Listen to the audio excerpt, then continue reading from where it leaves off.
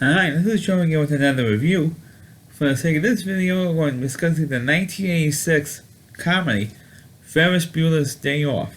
So I'm Matthew Broderick, Mia Sarah, and Alan Ruck as the three main characters. Also, you has Jennifer Grey. It's one of the first movies Jennifer Grey was in. Pre-Dirty Dancing Jennifer Grey in my head. And you also go look for a cameo by Charlie Sheen in this film as well. Of course, Ferris Bueller's Day Off is one of the most famous, most popular 80s comedies.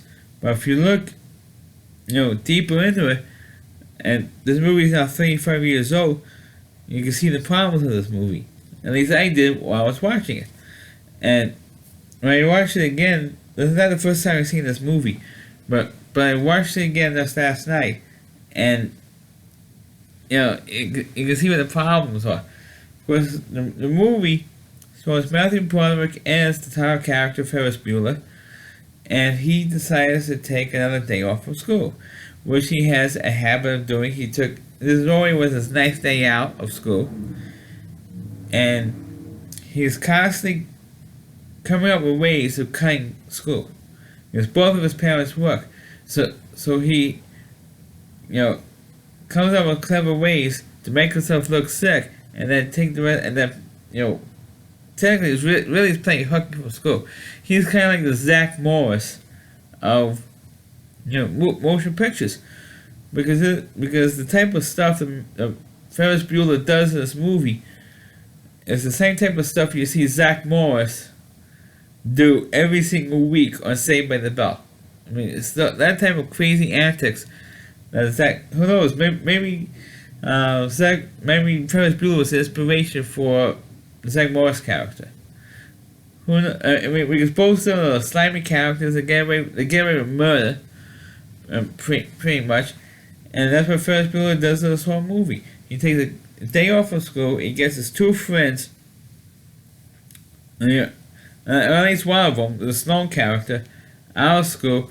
His friend, played by Alan Ruck, Cameron, he was sick as a dog, gets him out of work, out of the house, and they spend the rest of the day doing all these crazy things to spend the day out. They go to a fancy restaurant. Ferris takes his father's, Cameron's prized Ferrari, drives her around and there's a sunflower with that car, and then they go swimming. They go to a Cubs game, because the movie's supposed to be based in Chicago. So they go to the Cubs game. They go to a German parade that takes place in Chicago, and you see Ferris Bueller singing and dancing on one of the floats. And then he gets home just in the nick of time so he won't get busted by his parents. And there's a couple of times where Ferris almost gets busted by his father in particular, and his sister gets busted, gets arrested by Jennifer Grey. She gets into trouble for making a false police claim. We're going to get into it in a second. And then you have the subplot with the principal running around the town to prove that Ferris is faking, faking being sick, and which of course he doesn't do. He gets attacked by a dog, gets thrown in the mud, his car gets towed, and he goes through all kinds of hell in this movie trying to prove that Ferris Bueller was faking, and he just couldn't do it. And I had to scream out the two idiots that I have to live with. I mean it's unbelievable that I have to put up with the two of them. That they have to constantly try and prove that Ferris Bueller is faking. It's like 9 times he's calling sick. And so I'm gonna prove, I'm gonna hook up my crook that he's faking, and he just couldn't do it. He just couldn't do it because Ferris Bueller outsmarts him, and every single time has everything all set up so that proof that he was that he's was not faking. We all know that he was. He was all over the place, on TV, and what was really ridiculous was that everybody in the whole city of Chicago knows that Ferris Bueller was sick. So, oh my God, we gotta save. And when they go to the Cubs game, the famous sign in front of Wrigley Field there's, they have text messages on the sign. It says "Save Ferris" on that sign. I mean, come on, and it's even kids, high school students running around the school saying, raising money for Ferris's medical bills. I mean, come on, or to set up not only for his medical bills, but to set up a scholarship fund for Ferris Bueller so you can have a good education. I mean, come on. I mean, what's so special with Ferris Bueller that all the kids in the school were setting up a college fund for Ferris Bueller? I mean, come on. I mean, you have to stretch your disbelief in for this movie. And Ferris Bueller, at the time in the 80s, is one of the coolest characters because he gets away with all this crap.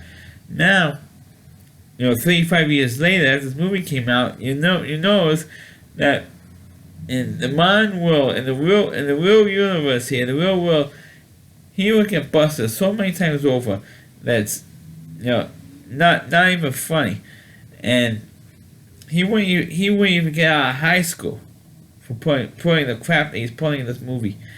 And everybody likes Ferris Bueller except for the principal because he feels that he's faking all this stuff, which of course Ferris Bueller is. And unfortunately, no one believes the principal. They all believe in Ferris Bueller being sick and stuff. You even have freshmen in the high school calling out Ferris Bueller, asking if he's okay. I mean, come on. I mean, you really have to stretch the disbelief factor in this movie. I mean, it was such a stretch. It's not even funny how much of a stretch it is in this movie. How fake everything is, and how Ferris Bueller gets rid of the crap. It was funny, and one thing it glossed over was the bit with the car that Cameron's father was played by Alan Ruck.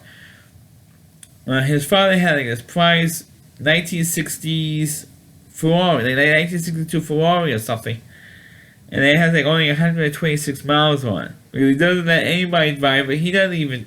Cameron's father doesn't even drive the car, so they take it out for the joyride, and Ferris decides to leave pay money to have this in a garage, and the garage attendants take this thing for a joyride, and they go 3,000 miles. They go over 3,500 miles on this car. I mean, it was funny. And then what happened is they're trying to roll back the odometer, so the father would think, Cameron's father would think nobody ever drove the car, and it wasn't working. So Ferris comes up. Let's just go in and fix it, by hand.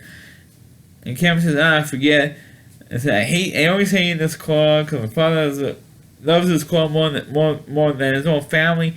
And so he smashes the car, he dents the car, Cameron does, and to the point where the car gets off the jack that was on, it goes out the window, down the embankment, down below, and the car gets destroyed. And you think that Cameron's going to go crazy. And it says, I don't give a shit. I hate that car, I don't give a shit. And it became ridiculous. And the whole movie is ridiculous. And then Ferris Bueller runs home, does it in the nick of time before his parents comes into his bedroom door. And of course, the most famous line in this movie is, life is short. If you don't stop and look around for a minute, you could miss it. I mean, that's the message of the movie, of all the crazy hijinks in this film. And of course, the other thing that this movie made famous was how Matthew Broderick constantly breaks the fourth wall and constantly talks to the audience through the whole, every few minutes in this movie. And of course, at the end of the movie, it shows during the closing credits, it shows what happened to this principal. His suit, his nice blue suit, is all messed up. And his hair is a mess. It's got dirt and mud caked all over his face and stuff. And he's sitting there, and all the students, there's one student glasses over, and on a student's notebook on the school bus, it says "Save Ferris." And the principal was really really losing it. And then after the credits roll, here goes Matthew Broderick out of the bedroom, says, "Hey, the movie's over. Go home. It's over. Go home." And like I say, he constantly breaks the fourth wall. Throughout this movie, and when I first saw it, I thought it was, just a silly comedy, which it was, which in the '80s it was full of these crazy silly comedies.